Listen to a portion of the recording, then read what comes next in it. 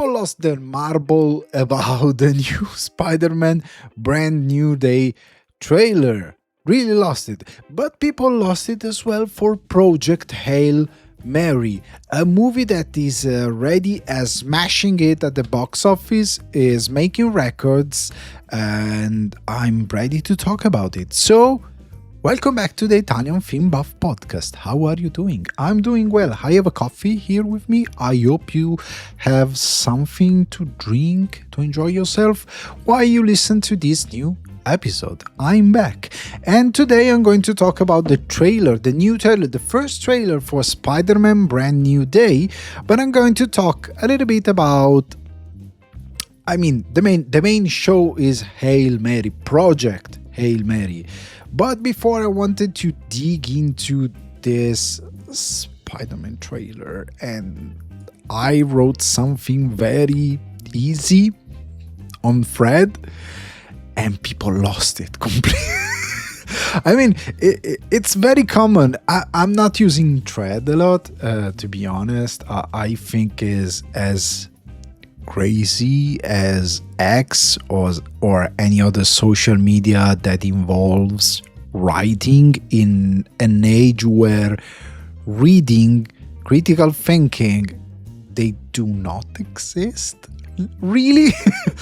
And people lost it because basically there was a discussion. Let me see if I can show you a picture, a still from my Italian podcast. So if you see a logo, it's because, okay, there we are. Okay, this shot. People lost it for this shot. Okay, so we're gonna talk about it in a moment. I want to just talk broadly about the trailer. Okay, I love the trailer. I think potentially can be something very good for Spider-Man. It's kind of course, it's a brand new day, so they basically kind of need to retcon everything that was done with the previous trilogy in a way, and reinvent Spider-Man. Actually, it's not like reinventing it. They gotta bring it back to the status quo of the character, because I think it was the biggest mistake of the original trilogy, the home trilogy, let's call it like that, was that character wasn't really Spider-Man. It was basically a very naive and superficial version of Spider-Man, because it has none of the team that Spider-Man brings with him. It was very superficial because in a way was a kid with superpower dreaming to be an Avengers, and was very superficial. And probably we're living in very superficial times, and so in a way they adapted the hero to what they thought was cool for kids. I don't know what they thought about it. They basically stripped the character from every meaning that he had, and it was just an avatar of what Spider-Man could have been. Also, the whole thing that basically Tony Stark builds everything for him was very upsetting and annoying, because the main thing is that Peter Parker is very brilliant. That's the thing. And one of the main very good aspect of Spider-Man is that he's amazing, not just because of his superpower, but because against any odds he managed to be amazing. Tony Stark has millions in his pocket, not earned by himself, but it's basically everything we should hate about society nowadays. It's a spoiled kid. He's brilliant, but still a spoiled kid with infinite, unlimited possibility that, thanks God, decided to be good, and that side is very good. But at the same time, is a spoiled kid with every resource possible and imaginable. Peter Parker, it's very crucial. I think that having a character like Spider-Man today, it's very crucial. In a present where kids, they They have no references. I mean, they don't have anybody to look up to, because everything is the only people that are talking to kids are people from the manosphere, are people like Asmogold, are those kind of people, and they're not a good example for a young mind and is maybe feeling lost and is trying to find his way, and is not good for a young mind that feels like Peter Parker. So someone that is broke, has not money, has not a fortune set aside, has not parents that can chip in for him and pay everything for him, is an underdog. Peter Parker is an underdog, and having a superhero that is an underdog and I can relate to and is gonna have my same issue, my same problem, but despite those odds is still doing the right thing, it's everything we need now. I mean, Stan Lee, when he built the character, it was everybody told him that he was an idiot. And everybody told him that he was an idiot because the hero back then was like Tony Stark or Captain America. In principle, not because they were there before, but in principle. What this means is that the hero is beautiful, has blue eyes, is amazing, has an amazing physique, he always wins, he's always on top on the game. He's that kind of character, and it's very cheesy and cheeky. But Stan Lee wanted to tell a story of an underdog, of a common kid, a kid that is not born rich, is not living the American dream, he is struggling, but despite he's not in a, let's say, in an ideal situation, he understands what is right and he understands what is wrong. And once he has power, he decides to use his power for a superior good, not for himself, because he learns that through Uncle Ben passing. And he decided to do the right thing, even if he, as they say in the trailer, even if it is bad for Peter Parker. And in the trailer, I hope the movie is well developed under this idea, in developing this idea, this concept. But in the trailer, you can see that Spider-Man has an amazing life, fantastic life, and they give him the key of the city because he's a hero, because he saves people. But Peter Parker is in a bad place. He's alone. He lost his friends. He lost the woman he loves. He lost everything. But still, he's doing the right thing. And that it is what a man is. The moral statue, the morality of a man. This is the morality of a man. To do the right thing, even if it's not viral, even if it's not something that I'm gonna benefit from it, doesn't matter. I'm doing the right thing. This is what I'm supposed to do. But still, it takes a toll, and it's okay telling about this. That's why the Across the Spider-Verse movie are amazing, because Miles Morales it's more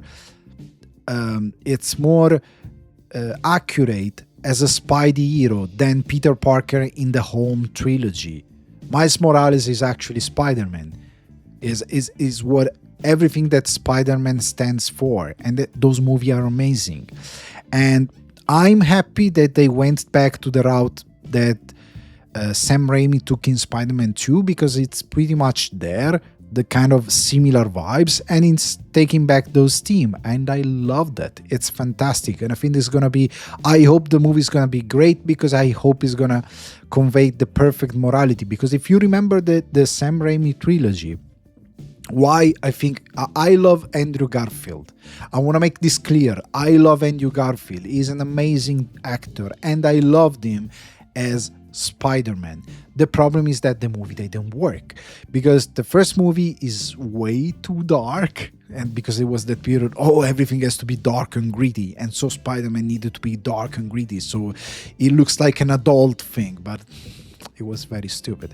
But anyway, the first movie, it's the morality are completely wrong, and it's terrible, because at the end of the Amazing Spider-Man, he basically swear in front of Captain Stacy dying, and he swear that he's not gonna be with Gwen. 20 seconds later, oh my god, he's gonna be with Gwen. And it's terrible. Doesn't matter that in the next movie they tried to build a sense of guilt and the regret. Doesn't matter. It's a terrible ending. Instead, the first Spider-Man movie, if you remember, by Sam Raimi was he understood Spider-Man because he was a fan of Spider-Man as the comic book. He understood the poetry of Spider-Man. And he knew that even if Peter Parker, everything he dreamed of was MJ, at the end of the movie, he understands his responsibility, and even if she wants to be with him, he can't do that. Then in the second movie, there is a journey to get to a point where MJ, she kind of decide to be with Peter in a way that she understands the danger, she's okay with the danger, and Peter is more has grown as Spider-Man, and he has a new concept, a new conscience about how he can deal with this. But there is a journey to get there, and there is a journey for both characters to get there, to become a couple that is gonna face those adversity, but that it's a different journey. It's not a selfish journey. I'm gonna be with her, doesn't matter if she doesn't know that she's in grave danger, in great danger, and she's gonna be laying dead just because I'm Spider-Man. It's something else. It's more mature. There is a journey. Okay, so I love what they are doing now with this evolution of Spider-Man. They are taking I don't know how it's called in English, because back then I wrote those comic book in Italian, but they taking a narrative arc, inspiration for a narrative arc where he's turning into something, he has new powers and stuff like that. I think it's not the arc where he has 4 arms, 6 arms, I don't remember how is the transformation. I think it's the more modern arc that was released in the early 2000s or something like that, and I think they take inspiration from that a little bit. It's interesting in order also to build how they're going to introduce the actual Spider-Man powers, because they ignored basically the spider sense, some of the stuff in the home trilogy wasn't working. Sometimes it was there, sometimes it wasn't. It's a whole thing. But anyway, I like what they're doing. And Cretton, Dustin Daniel Cretton, if I remember correctly the name of their director, I like him. I remember he made an amazing movie that I watched at the Toronto Film Festival, and I went to the press Q&A where there was Michael B. Jordan, that was one of the stars of the movie. It's called Just Mercy. It's a fantastic movie. I loved it, absolutely. It's a true story of a lawyer, American lawyer, fighting for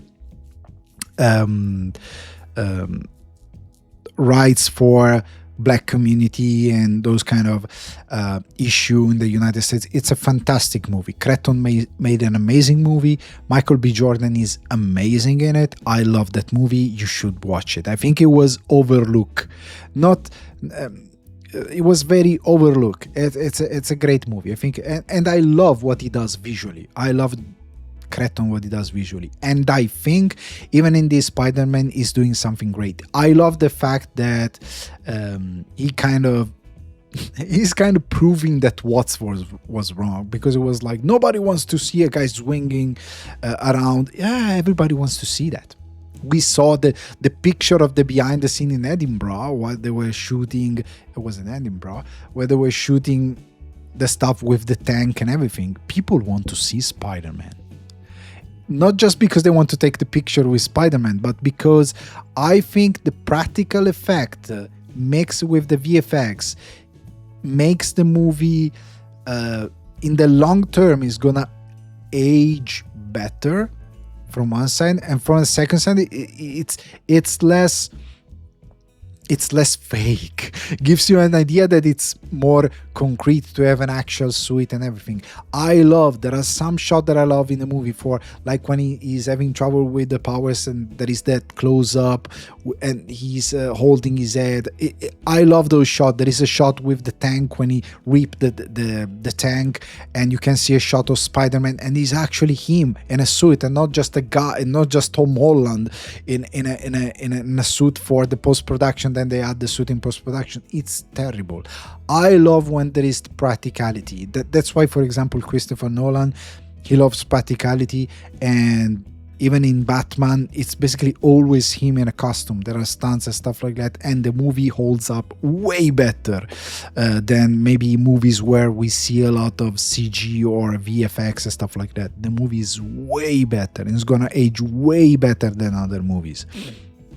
And he's not aging at all. I mean, you've watched Batman Begins, on The Dark Knight Return, those movies, they won't age because the practicality is so well done, and it's amazing. With Spider-Man, it's more difficult because, of course, you have seen that you can't actually do all of them with practical effect. You gotta use VFX here and there. But when you see some VFX, I'm looking forward for when they release the actual behind the scene, because I want to understand when they actually use a CG Spider-Man, because there are some shots, even when you see some of those villains like Tarantula and Boomerang, I don't remember how he's called, the Boomerang guy, but anyway, those shots, you see Spider-Man in a pose with all the wrinkle on the costume, and having those details of the wrinkle of the costume gives to a credibility, is more tangible. It's something that you think you can touch. It makes sense. It's when you have VFX used like crazy and everything is super polished and perfect, looks fake. Your brain goes like, that's fake.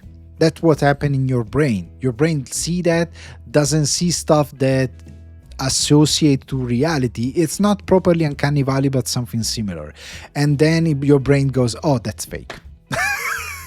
and everything goes out of the window, because you're not watching a video game where everything is CG and you're okay with that. You're watching something that is mixing the two things. So some stuff, I love what he's doing visually, but there is this shot of the eye that drove people crazy, and the discussion about this, it's insane. I mean, I just posted a very innocent post discussing this, very chill, saying I love what Cretton is doing, but I think that this shot of the eye works in a way to convey the message that he's trying to convey, and we're going to talk about that in a second. But at the same time, speaking of the visual grammar of the shot, there is something off. It's kind of Uncanny Valley. You look at the shot and you go like, something doesn't work. Your brain tells you something doesn't work. And I think it could have been done better, and I'm gonna explain why in a second. People lost it completely. I receive insult like completely. I don't get why. If you ask me, I don't get why. To me, it's crazy town. A guy called me a pseudo intellectual. I don't get why. Just discussing a shot in a movie and why people think it's weird. Try to find an explanation to stuff. You are a pseudo intellectual. A guy made a whole thing that I can't judge movie because I'm not a plumber, because you gotta know the stuff before judging that. When I told him that I actually study cinema, it kind of changed the goalpost. When people are crazy, they keep changing the goalpost, and then the rule they set, they apply for you, but they don't apply for them. So at some point I explained my thoughts, and he judged my explanation, even if he has no technical training, because of course the rule of the plumber works for me but doesn't work for him.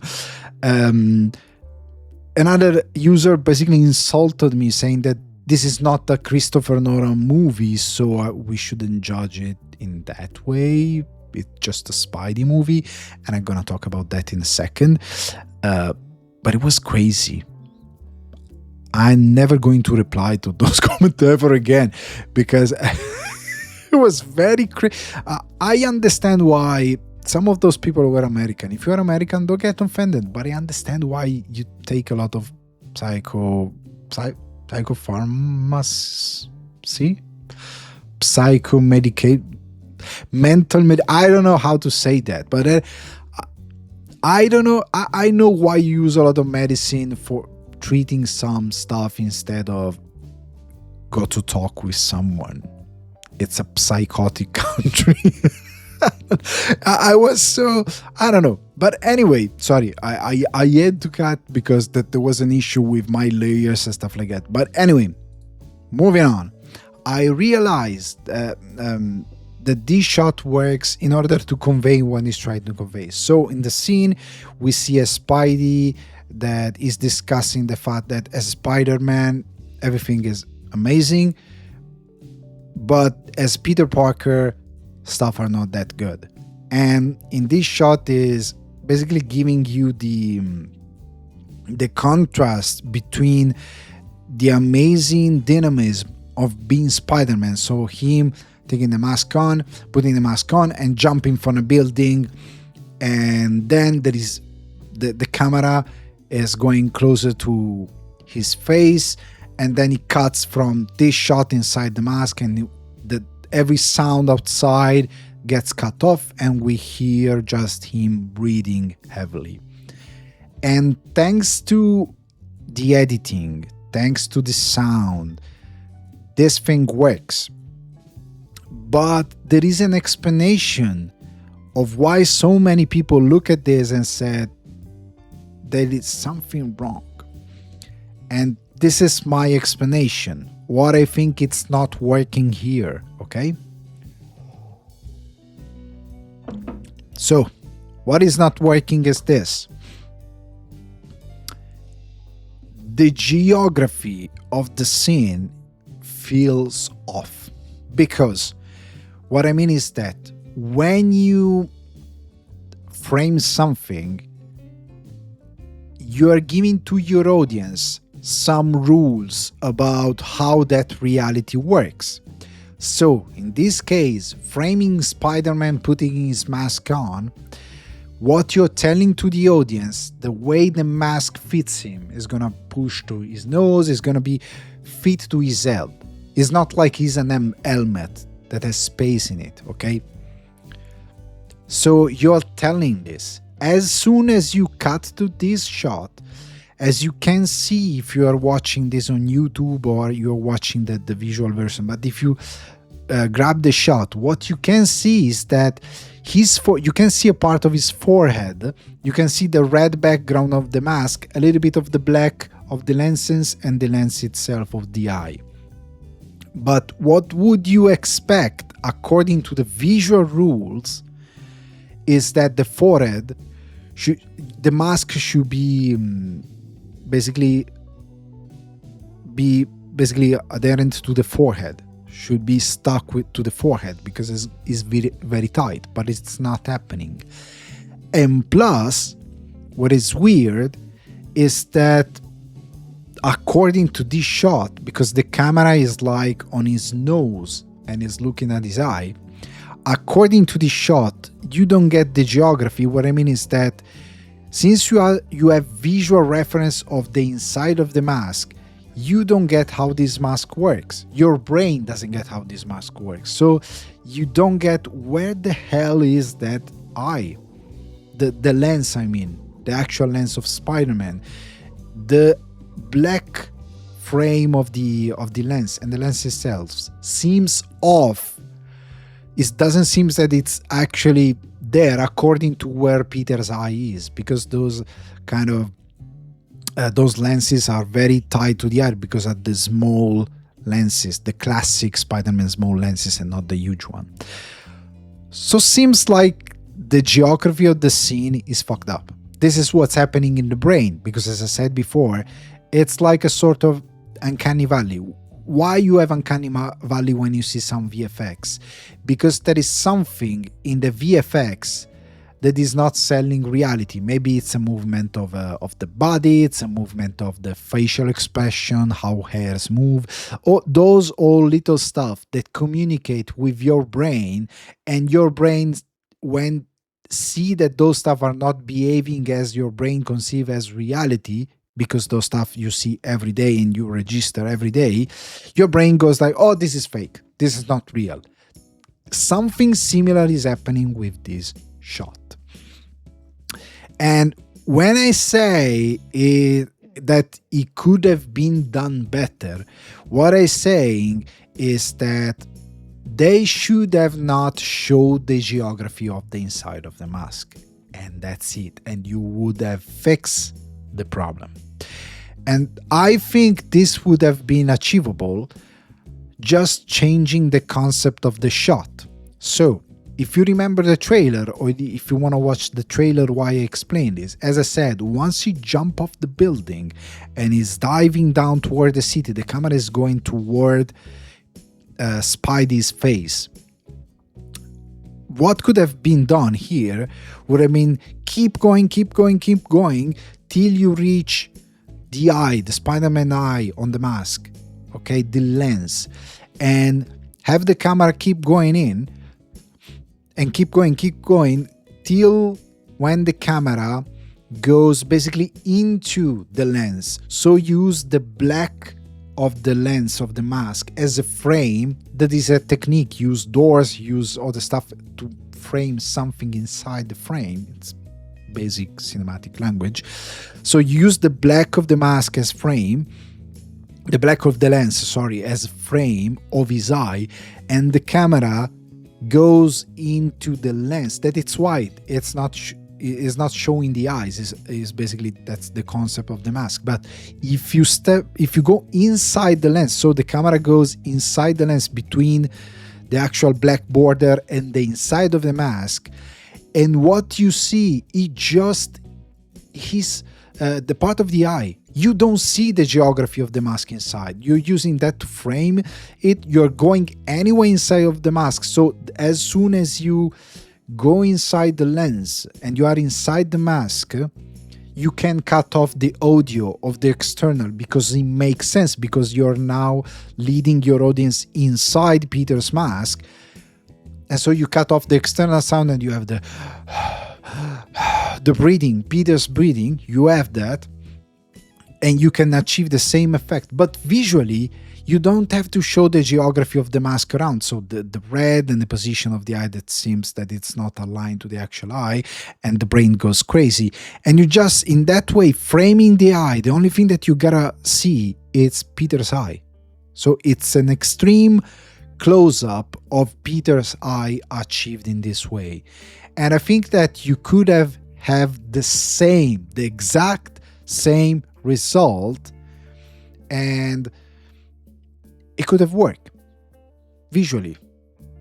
And then the idea of going back into action, and so having a cut, you can have from there. So from there, once you have done this movement inside the mask and you have done that, then suddenly you go cut and you go back to the action. And in this way, you have the idea of moving from one thing to another. It would have worked. I think it would have worked, because in this way, with this detail, it doesn't work.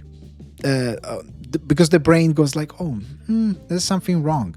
What I think happened online, people should stop saying to other people that they're stupid if they think that this shot doesn't work fully, that there is something wrong.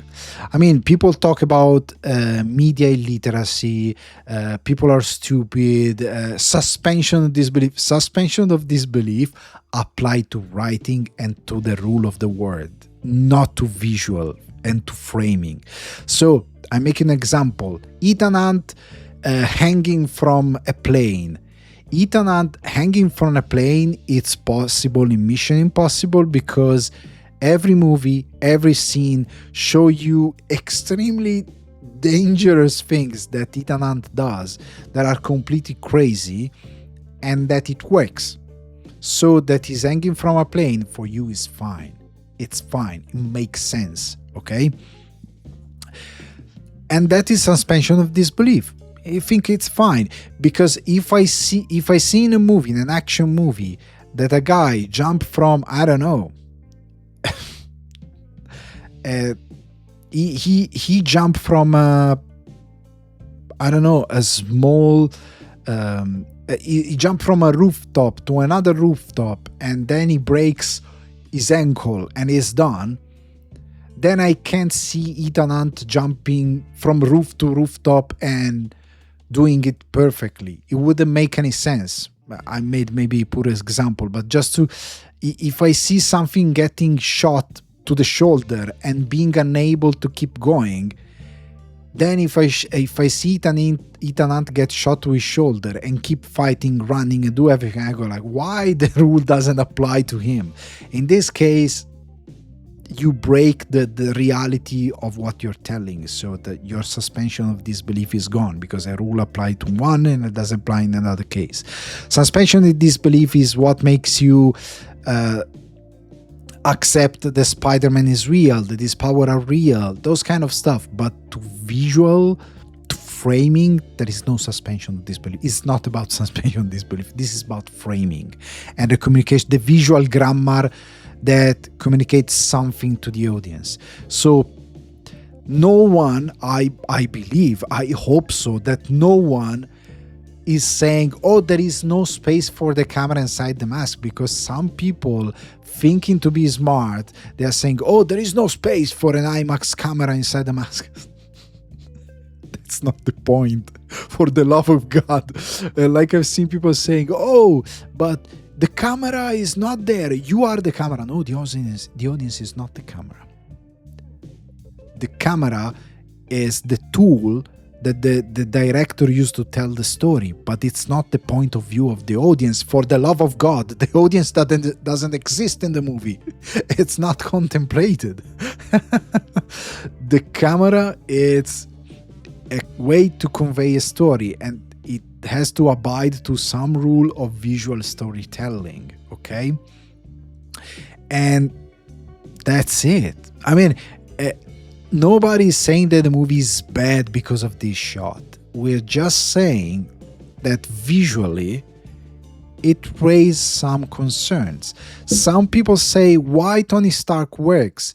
Because in Tony Stark, when you see Tony Stark inside the mask, there is no geography defined. You don't see the helmet. You don't see the inside of the helmet. Tony Stark head, like War Machine head, is floating into black.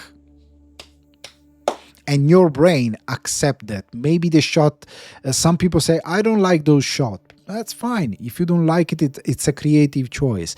But grammatically, it's not, let's say, wrong, because there is no geography defined. And so your brain is like accepting that you are watching a close-up of Tony Stark inside his suit. And it's fine. It works. That's the difference. That's it. This shot doesn't work for what I explained before, because it's the geography, it's not coherent to what the movie is telling about how this thing works.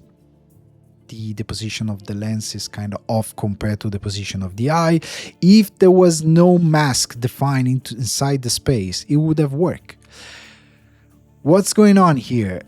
If in the final movie the shot is not there or is changed, all those people who said that the people were stupid, oh my God, they're gonna feel very bad about this. Because maybe they're gonna keep the shot, but maybe they're gonna fix it.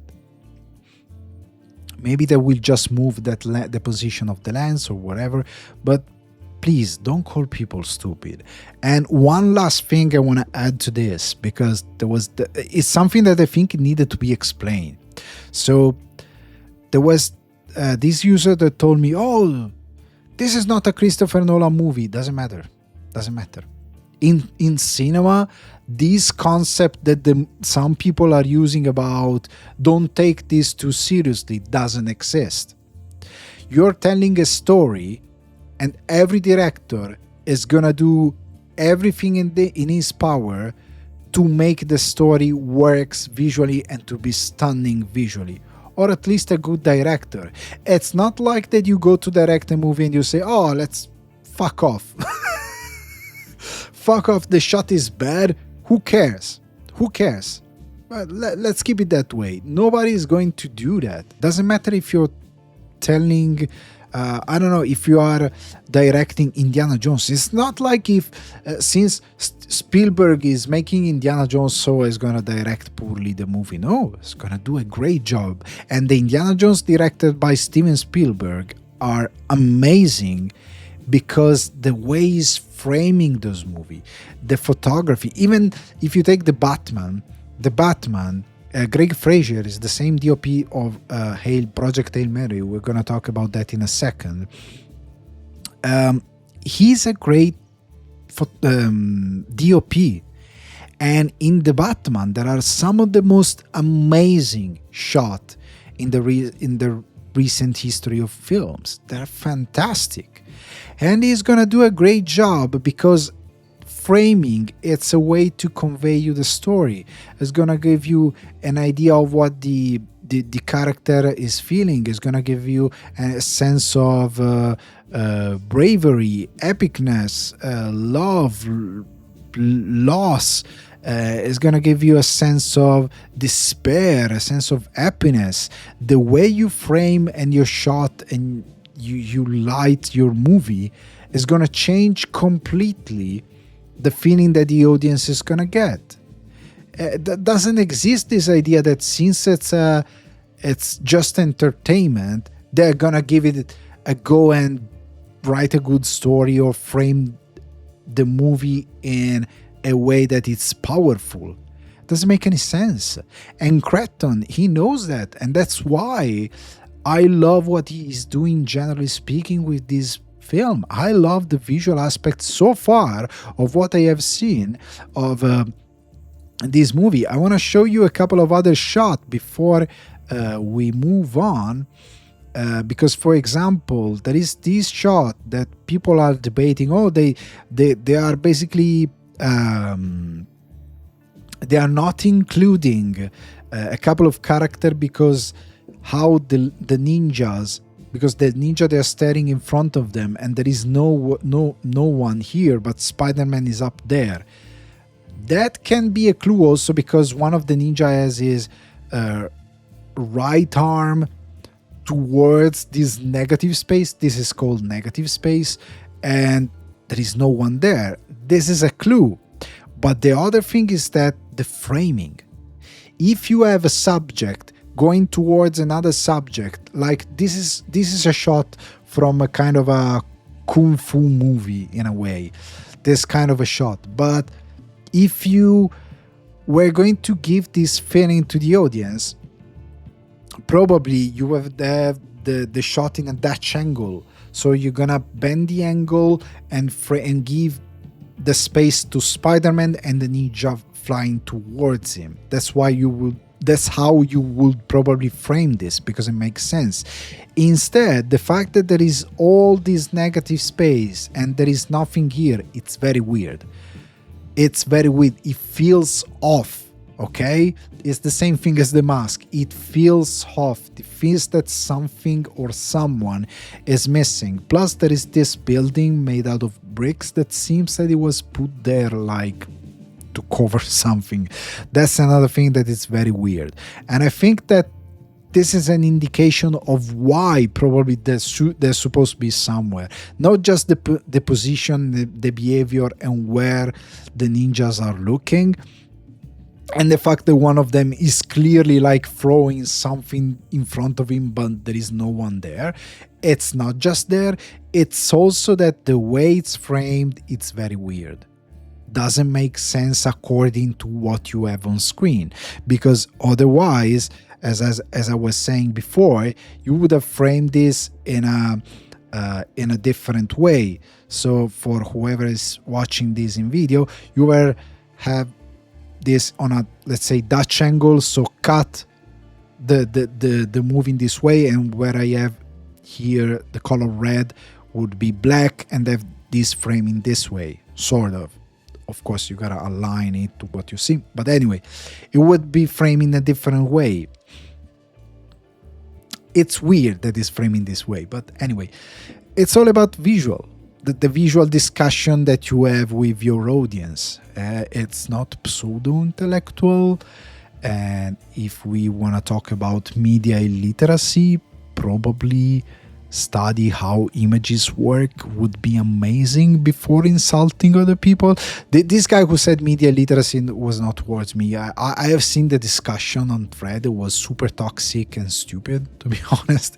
He went stupid very fast, and it's insane. And it's insane how it's the Dunning-Kruger effect all over the place. I mean, the people who know the least are the people who are more aggressive and ready to insult other people. So this is the bottom line. But to conclude this section before talking to about Hail Mary, Project Hail Mary, the point is that doesn't matter how pop entertaining a movie it is, but photography wise, directing wise, acting wise, writing wise, people are going to try their best to tell you the story in the most amazing way possible.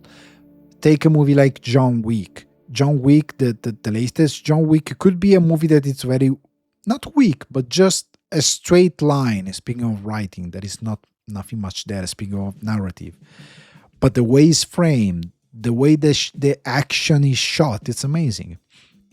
Or if you take any of the John Woo Hong Kong movie, or even Jackie Chan movie, like Police Story. Police Story is very interesting in the way it's shot. Not everything, but some scenes are amazing.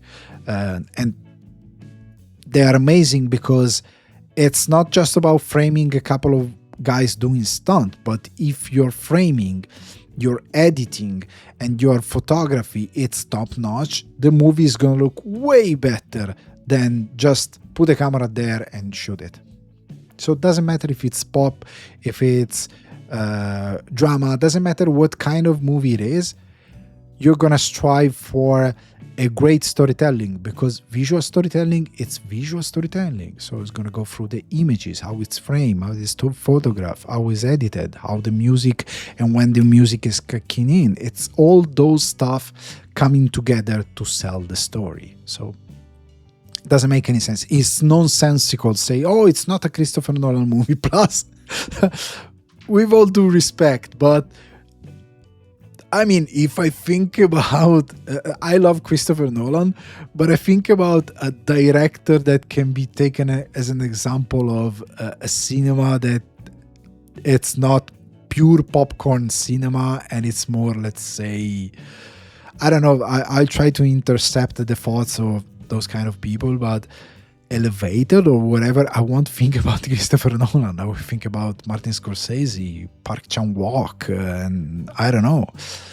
I mean, it's not like, so if Christopher Nolan is the reference for a movie that it's, I don't know, culturally elevated, I don't know what to say that, because I don't know what some people are thinking, but I don't know, we are in trouble.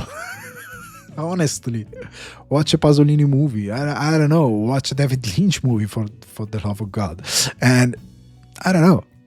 But anyway, let's move on. Let's move on for crying out loud. To Project Hail Mary. Something is happening on my PC. I hope the recording is not getting fucked up. But I think it is. But anyway. Let's try to.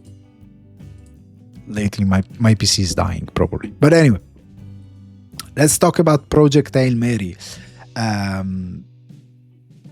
So Phil Lord, Chris Miller, the creator of the Spider-Verse, screenplay by Drew Goddard. Drew Goddard is adapting a book made by the same author of The Martian, and I think this movie, it's fantastic, and you should go to watch it on the big screen. It's a very good movie. It's an amazing sort of very pop space opera, because I think, first thing first, don't make a comparison with The Martian. It's not because the author of the book is the same, so you gotta throw a comparison between The Martian and this movie. Doesn't matter if it's the same author. Authors have different kind, not just approach, but objective when they write a new novel, a new movie, or whatever. It's not always the same objective that you're trying to achieve. So don't make a comparison. Oh, I prefer The Martian. Also because they are not like sequel. Are two different things completely. You can maybe say, I prefer as a space opera another kind of interpretation, because of course this movie is like a sort of a space odyssey, is always talking about that. I see more point in common between Project Hail Mary and Spaceman that you can watch on Netflix, and was with Adam Sandler and Paul Dano doing the voiceover for an alien in that as well. I see more similarities between Project Hail Mary and Spaceman than between Project Hail Mary and The Martian. Okay, there are two different things. And that's because in Project Hail Mary, we tell the story of this teacher called Ryland Grace and played by Ryan Gosling. And he's basically get tasked by any government, like they say in the movie. And that's thing I'm going to talk about later. But the thing that for once America is not America saves everything. For the love of God, thank God we are going into a different direction here, like in Spaceman. But he get tasked to trying to chip in and resolve this problem with a sort of space bacteria. I can define it in this way, that is killing not just our sun, but every sun in the Milky Way, basically. And he get tasked to check out what's going on with a specific star that apparently, even if infected, is not dying. So they think that if they go there and they analyze this, they can find a way to cure any other sun and avoid the Earth to basically collapse. Because if the sun, the temperature of the sun goes down, as they say in the movie, a big chunk of the population will die, and the bigger chunk of the population will die because they know, and this is one of the things very interesting about this movie, that the governments are not going to come together to avoid a big damage to the world population. Most likely they're going to be very selfish, and this is an amazing team. And as I was saying, this is not Space Odyssey, 2001 Space Odyssey. This is not a Close Encounter by Steven Spielberg, even if at some point there is a tararirori. This is not Spaceman. This is not The Martian. This is not Armageddon. This is not Interstellar. Interstellar has a kind of a similar plot in a way, so they're trying to save Earth from a massive problem.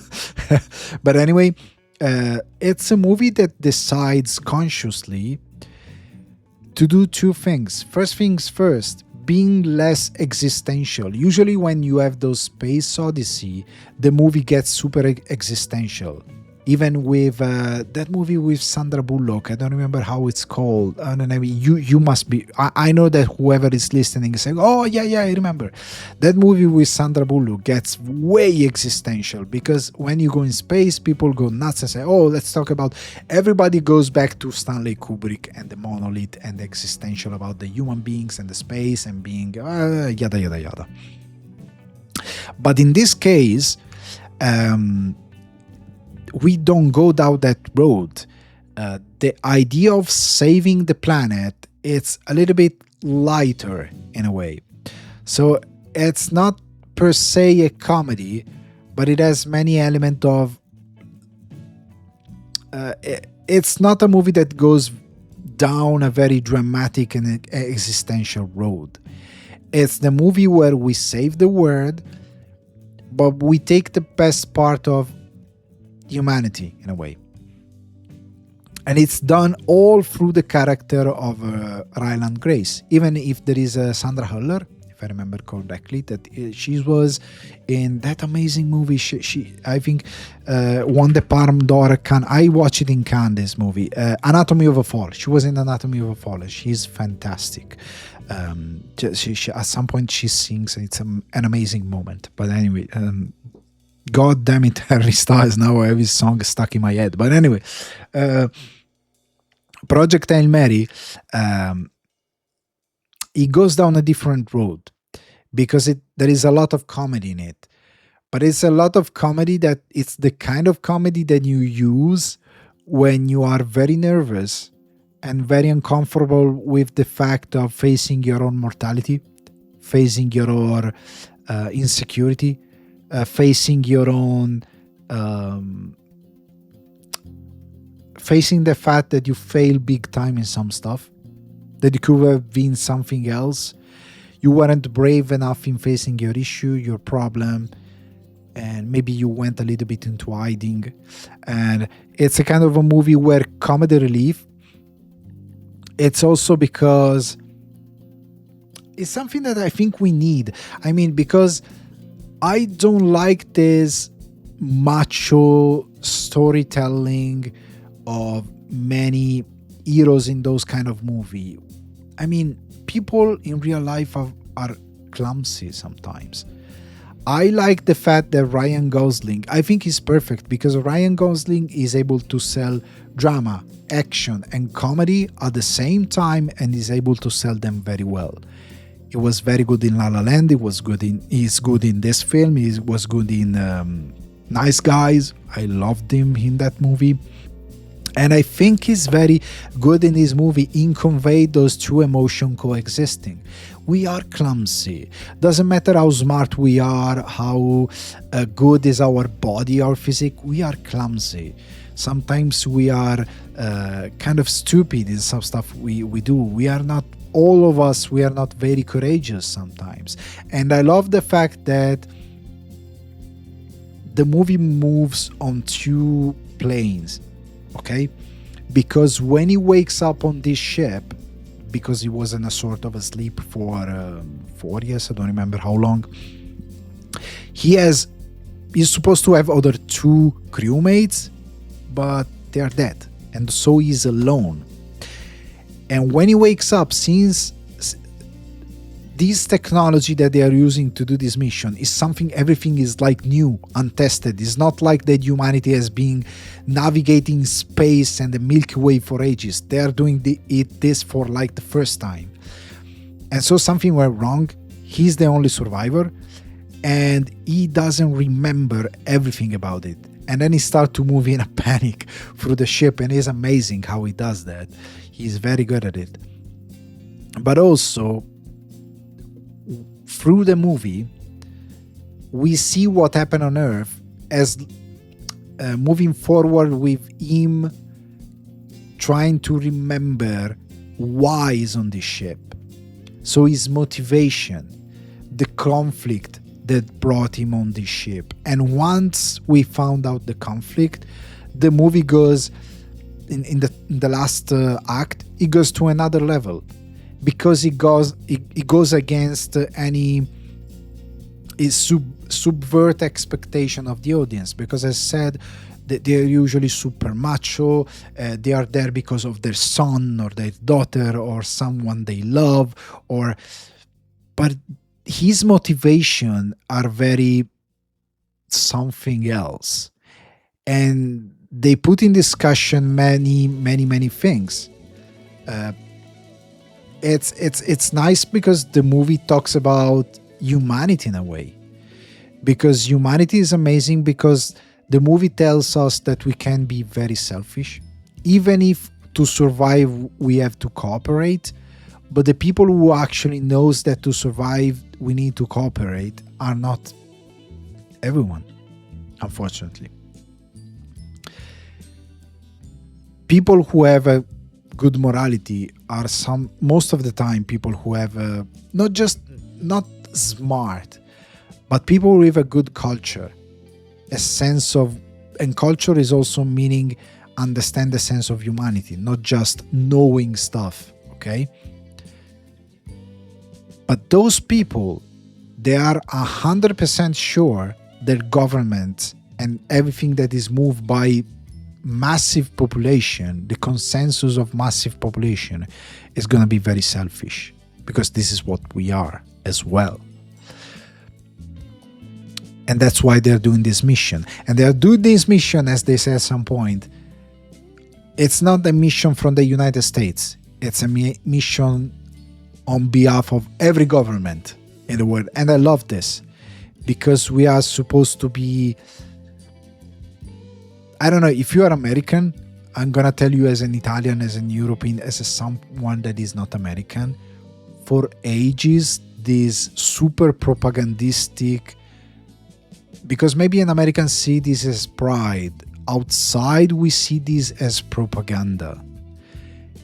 Not in a good way, I'm going to tell you. But for ages, we had to watch this movie where everything is saved by America. God bless America, and the rest of the world doesn't count. The rest of the world is people that are defenseless, that they invented nothing, they are valued nothing, and they have to wait for the United States to save the day. And it's not factually true. But it's very annoying, and it's like a propaganda from a regime, even before people had Trump and stuff like that. So the idea of having a mission that it's for the sake of humankind and for all mankind and on behalf of mankind, and for once the good guys are in a way also the scientists, the people with knowledge, it's a breath of fresh air, because finally we are addressing something that the world is not going to be saved by blind bravery and masculinity and muscles, and by people digging hole in a ground to dig petrol and oil, but people that have knowledge and are fragile and are afraid, and they have they're not perfect, but they try to do everything, they try to do what they need to do because they believe it's right. They think it's right. They know it's right. And it's amazing.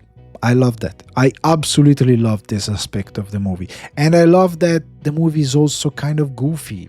I love that. I love the use of humor inside this movie, because it gives humanity to those characters. Because sometimes comedy in those movies is used to anyway make the character look tough and smart, but here the comedy is used to make them look human and relatable, and it's nice, and it's nice thing to have, and it's nice thing to hear.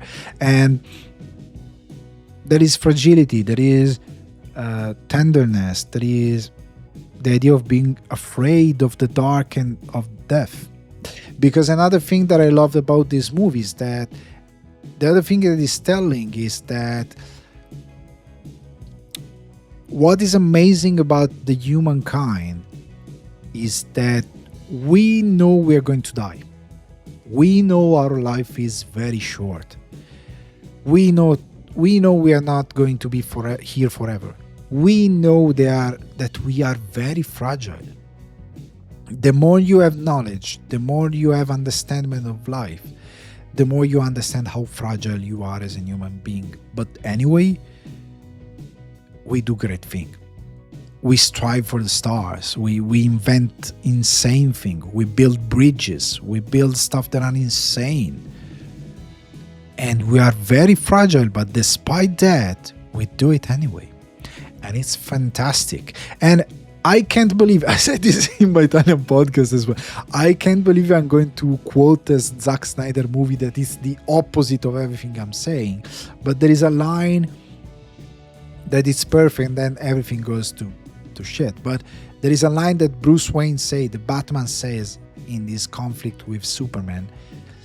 He says, gods on anyway, you are not brave. Gods are not brave.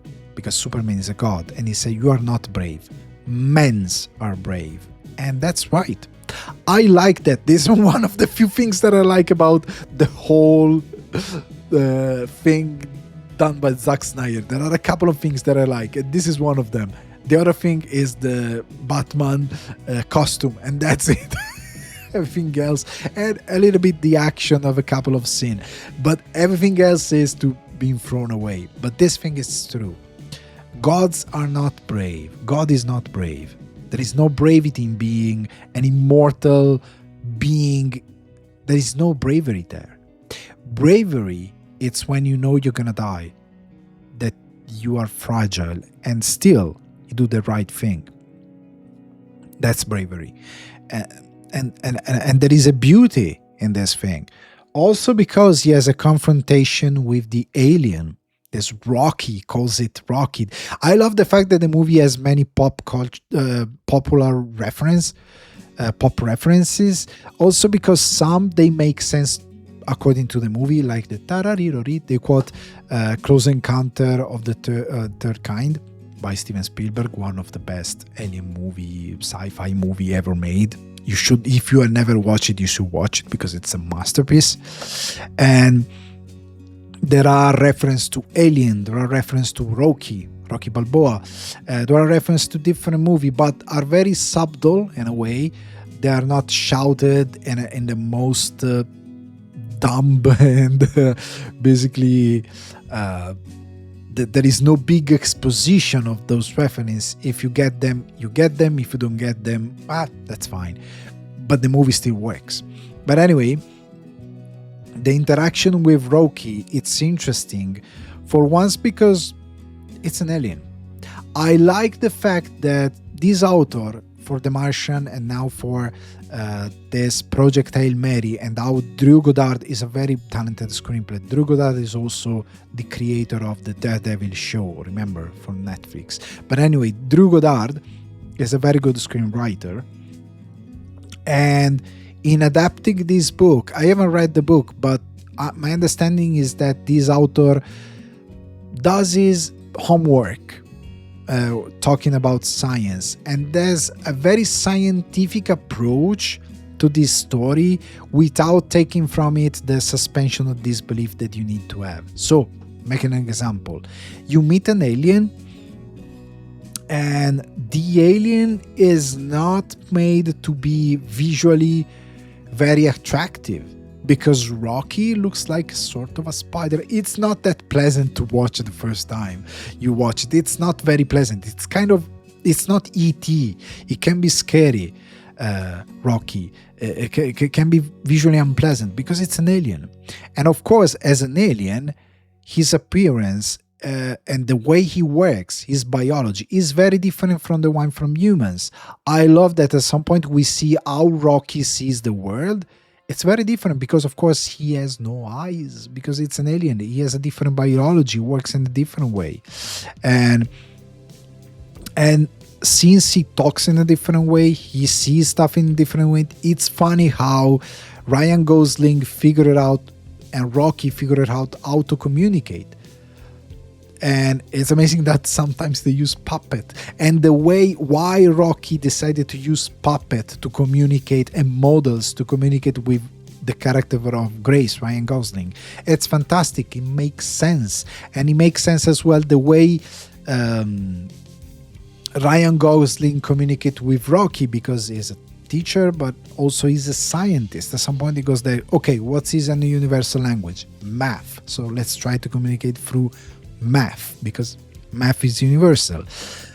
And I love as well how the scientific approach to the story, it's also in the way they think some stuff. So for example, science is science, math is math, physics is physics, biology, that's not going to change the way we reach some conclusion, and the way a population, potentially, if we think about aliens somewhere in the Milky Way or somewhere else, the way we reach the age of space travel is going to be pretty much the same, but some stuff, they're going to be different. It's not because we discover, I don't know, the atomic bomb. radiation, atomic energy, that doesn't imply that another civilization is going through exactly that kind of path. Maybe they will reach a form of energy that is different to space travel, or a form of technology to build technology that is different according to what they have on their planet, the kind of stuff they have on their planet. The math is going to be the same, but the way they develop scientific milestone is going to be different. It's not going to be the same as us. Okay, that makes sense scientifically speaking, because, for example, we discover penicillin because of a mistake, but at the same time we discover it because our biology requires a way we approach medicine that makes sense for our biology, but for another beings that, like Rocky, that looks like a rock, we don't know how is made, what is made of, but it's going to be different. And so they're going to have a different knowledge and understanding, and it's fun.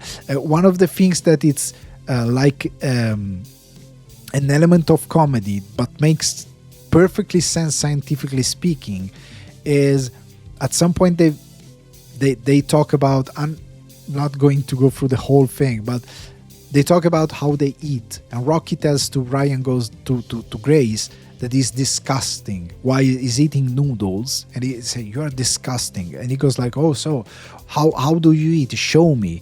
And of course, for Ryan Gosling, is disgusting as well the way Rocky eats, because what is graceful and beauty for us as human beings, it's not the same for an alien, because they're different things. So we don't conceive that, but actually, logically, it makes total sense. So the movie is built in this way, and it's also built in a way to, it's not full of action. There is a second act, end of the second act, that has a big set piece, but it's the only part with a lot of action. Most of the movie, it's based between the conversation between those two characters, the interaction between them, the way they become friends, the relationship that baby builds, and then where the movie is going with this, and the idea of how the past of Ryan Gosling, how he ended up on the ship, what are his motivation, and all that discussion that I made before about motivation of the character, what he thinks about his motivation, like bravery, human race, and stuff like that. I love the fact as well that the idea of the alien has changed, because back in the day, the alien was something dangerous, something that we want to study, something to be afraid of. But we reach a moment in time where we really need to come together as human race, but in general as race, as population inside the galaxy. We can't afford anymore to conceive, even between humans, the idea of aliens. And we can't afford anymore, as a species that has evolved a lot, to conceive the idea of being divided. Whoever is dividing us, it's on the wrong side of history. The only way human race can evolve is through coming together. And in fact, as soon as Ryan Gosling understands that the alien is not a menace, but is there because he has the same objective, the only thing they both understand is that they need to help each other, because both of them, they have made similar mistake, they are in a similar position, and the only thing they understand is that I need to help you, you need to help me, and we need to help each other to save our race. And it's fantastic. It's a movie that is very refreshing, it's funny, it talks about those character. I love Grace's character, I love what Ryan Gosling does with it, and I love how these movies stand out from any other movie of the genre. It's not like Interstellar. There is no... I loved Interstellar, I loved it before I say what I'm about to say, but there is no drama connected to a love for a girlfriend, a boyfriend, a son, a daughter. There is not that level of drama connected to something that is very rooted into human relationship. It's something more about existence and what we are as human being, but not at the same time as the monolith of Stanley Kubrick or other movies that are very similar. It's more about what we are, and that sometimes you are weak and fragile, and sometimes you are brave, sometimes you are not, sometimes we've made mistake, and we don't strive for our best part because we are scared, because we are afraid, because we are not brave, and it's more about that, and it's more about how we can be that person, but we just need the good chance to be that, and to find out who we are, and to find out the best part of being humans. And I love that. And I love, on a technical level, I love this movie because the way it's directed, it's very, as I was saying before with Spider-Man, sometimes we lose sight of what makes a movie resist to the test of time. So now we have, I think, already an amazing technology to realize with VFX and stuff like that. And Project Hail Mary, it's very smart because Greg Fraser is a great DOP. I think he's a fantastic DOP. He's the DOP of Dune Part 1, Part 2 is gonna be the DOP, I think, of Dune Part 3 as well. It's not gonna be the DOP of Batman because I think there was a conflict of schedule, and I'm a little bummed because of that, because he made a fantastic job in the Batman. But anyway, he knows how to work as well with VFX. And in Project Hail Mary, the visual aspect of the movie, it's very tangible. They use a lot of props. So the whole space station, if I remember correctly, it's all real. It's all a set. There is no green screen. There is no anything. And my understanding is also that when we see stuff in space, there are VFX, but the way they are realized, the way the movie looks, it's not super pristine, because I think it was shot in IMAX film. So in this way, even if then it's digitalized or whatever, in this way, visually, the VFX makes sense because it's not like they don't want to show a super pristine VFX. It's perfectly integrated in everything else that is shot in a movie, in Ryan Gosling, in the space station, in the whatever we see on screen, because they're not abusing the VFX.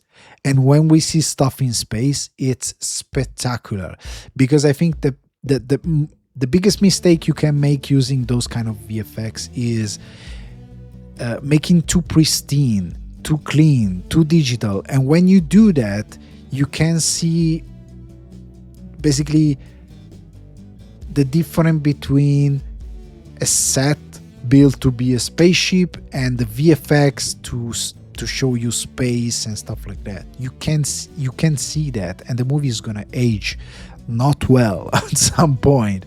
But I think they work very well in order to make the space odyssey very believable and very tangible, and it works. I loved it with visually, as well as I love what they've done, Phil Lord and Chris Miller, with the way sometimes that they use the camera to go through the present of the space station and the memories of when Ryan Gosling is on Earth. I think they've done a good job sometimes in using little trick with the camera movement and stuff like that to have a good transition between a part of the other. There is one problem with the movie that I can think of. There is a continuity problem, because Ryan Gosling has always those glasses. Even in the poster you can see him with the glasses hanging from his ear, and there is a scene where he's talking and at some point we cut from him to the other person talking him. We have this cut back from one character, Gosling, to the other, Gosling and the other, and when we cut back to Gosling, at some point he has no glasses on. He had it in the previous scene, they are gone. Then we cut back to the other character, we cut back to Gosling, and he has the glass back again on his ear. So it's like, it's a small continuity error. Whoever on set, because there is always someone in charge of that on set, fucked up. But still, the movie, it works, it makes sense. I loved it, and I think it's a very good movie. I think you should go and watch it, and I'm looking forward to rewatch it again. I'm looking forward to check a little bit the behind the scenes, to see how they achieve some stuff. Again, Greg Fraser, great DOP. I love what he's doing with Dune, with the Batman. Please keep making him working in these great movies. A great cinematographer. I love him. I love Drew Goddard. I love how he writes. I love Ryan Gosling. I think he works amazing well in the dramatic part, in the funny part, in the comedic part, in the action scenes. He works very well. And plus, Phil Lord, Chris Miller, they have a great way to convey this story, and I love what they have done. I think this movie resonates as well with the audience because we don't have the macho bullshit. We don't have a story that is stupidly over the top. We have a very human story, and a way to also manage to tell something that the audience is gonna love without using drama that are very abused sometimes. Okay, that's what I was trying to say. Even with Interstellar, give something more, something about the personal aspect of the main character and his struggle. But anyway, that was it. I hope you enjoyed this episode. Please let me know what you think about Project Hail Mary. Vote the podcast, share the podcast. I managed to record another episode. I wanted to talk about the Oscars, but to be honest, I found them boring and I couldn't bring myself to say, oh, let's record something. I don't care. Big time. Maybe next year. This year I was like, I don't care. Big time. But anyway, see you next time. Bye bye.